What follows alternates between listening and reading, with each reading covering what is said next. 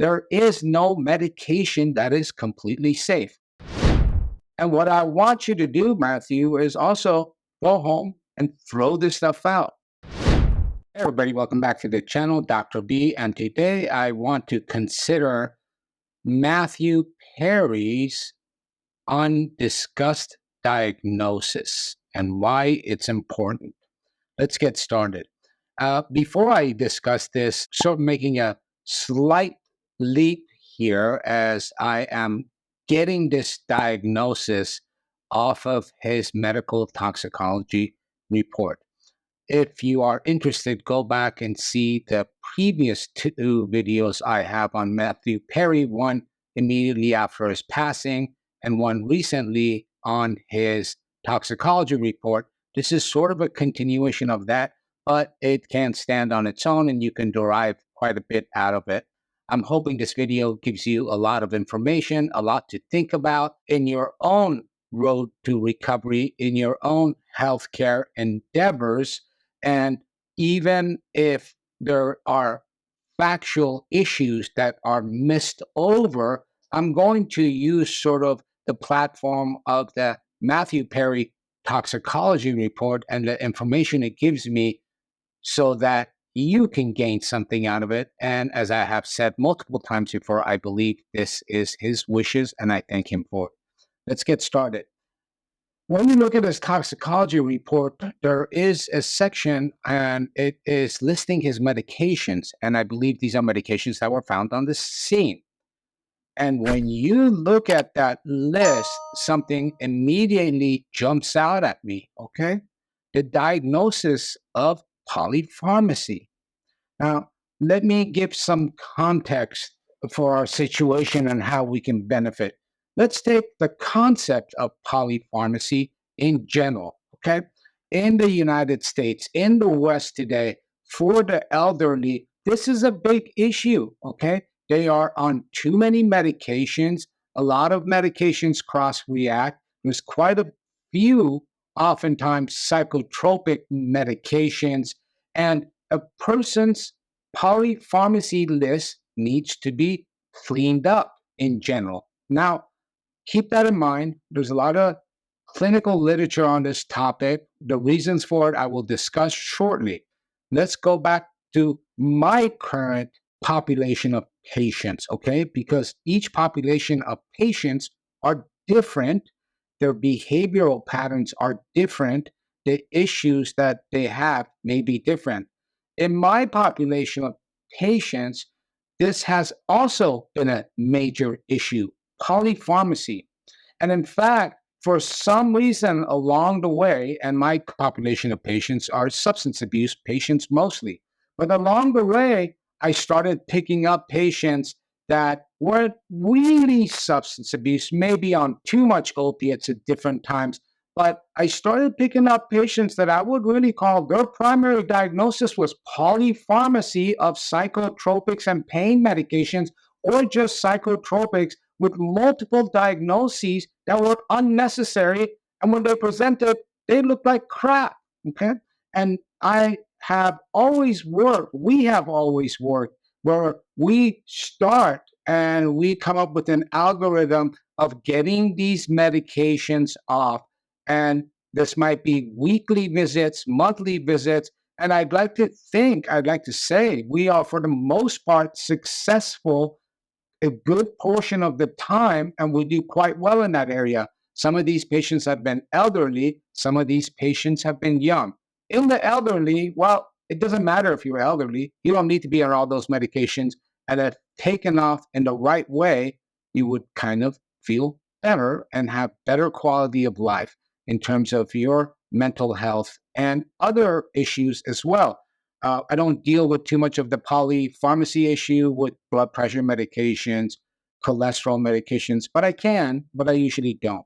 In the younger population, when I see someone who does have substance abuse and they're in their 20s, 30s, 40s, 50s, I always ask them, do you want to be 80 years old being on all these medications?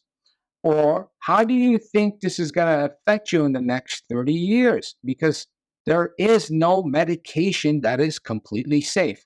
Going to leave it at that. When I saw Matthew Perry's toxicology or autopsy report, I noticed that he was on a long list of psychotropics, antidepressants, sleep medications, anxiety medications, mood stabilizing medications. Okay. They found that at the scene. Now, whether he was on them at that time or not is sort of irrelevant to me. I'm going to pretend like he's my patient and he is visiting me, you know. And oftentimes, people dealing with substance abuse fall into the trap of polypharmacy. But it's not just them, it's our culture, it's our collective paradigm of looking at things. We want fast solutions. We are sold, okay, on quick fixes, okay? We are no longer in this for the marathon of developing our emotions, developing our mental health, developing our coping skills, developing our physical health over the long run and going into longevity.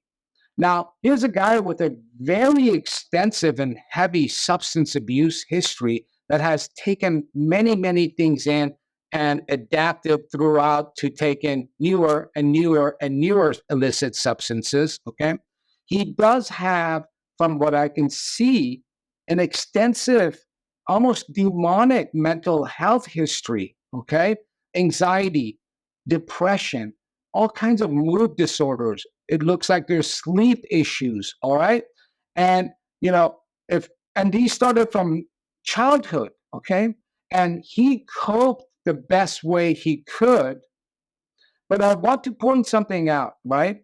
He was supposedly clean for the last 19 months. And it doesn't matter for me if he was or if he wasn't. I'm not trying to catch him.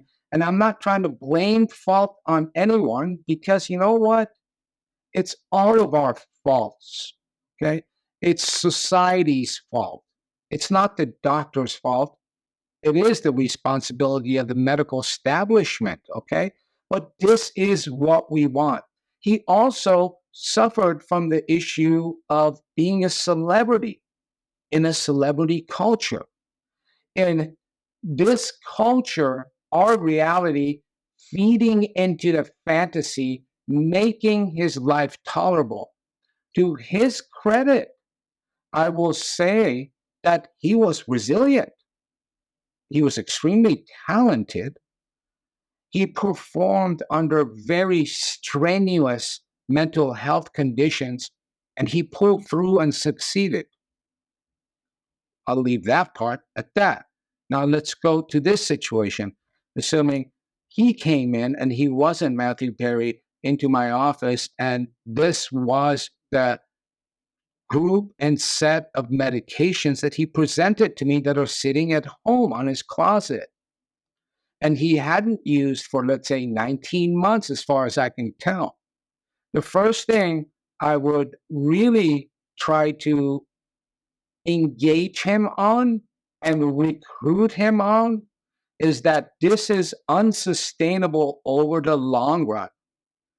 We need to look at all of these medications in addition to all of the issues you have, whether it's anxiety, panic attacks, rumination, difficulty falling asleep. Do you still have impulsive behavior? Who do you surround yourself with? Let's look at these, okay? And let's together come up with an algorithm and plan that might take us 2 years, 3 years, 4 years, 5 years. And let's start knocking the things you don't need off and keeping you on a minimal amount of medication that does the most for you with the least amount of risk. And what I want you to do, Matthew, is also go home and throw this stuff out. Then comes the next part of this. You can't get any medications at any other doctor or clinic without informing me. You have to sign a thing where there's ongoing communication with me and that doctor or clinic if you're going to go down that road, and if I don't want to prescribe it, I can almost pretty much prescribe anything. But I'd like you to deal with one provider, because in today's healthcare, there is no communication between providers. And now you're a celebrity. We live in a culture where it's medicine for profit. Now, everyone's going to try and take care of you. You're charming. You're able to wear a face and present a face that's not you just to get by. A lot of people will be drawn and sucked into that. We're not going to play that game, Matthew. I'm your provider. For now, maybe, if you call for it, you need to come in here every week. These medications that you do need most of all, I'm going to give you weekly prescriptions. Okay? And let's see where we end up in the next 2 to 3 months, where I have a better gestalt, a clinical feel of who you are, what you need to get by.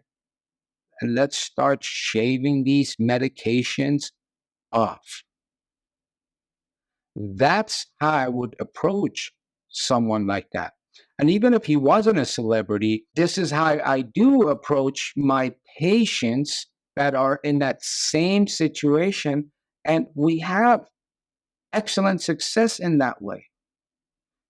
So I would say overall, the psychosocial cause of death was entrapment within his reality and fantasy, which doesn't stand alone.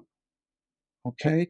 He was operating in a collective reality and fantasy, as dysfunctional as we are, as dysfunctional our institutions, including our healthcare system, which I don't call it a system, is.